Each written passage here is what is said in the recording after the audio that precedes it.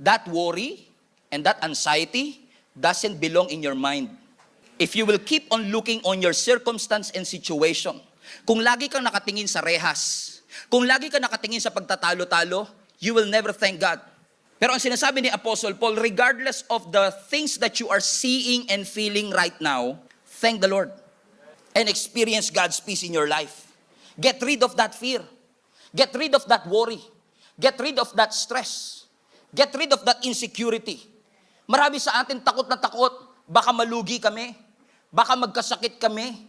Baka manakawan kami. Sana all. Yung takot ka manakawan. Kasi kahit ako, nakawan ako, wala siya makukuha eh. Alam niyo, may mga nakaka-relate po ba dito? Pero may mga katabi kayo, no? Pag ganyan-ganyan lang yan, pangiti-ngiti lang yan, pero 7-digit laman ng bangko niyan. Takot na takot siyang manakawan ng PIN number tsaka ng OTP. Hallelujah. Pero marami sa atin ang worried, baka tayo'y manakawan, baka tayo ay mapaano. May mga kilala nga po ako, mas takot pa sila sa katapusan ng buwan kaysa katapusan ng mundo.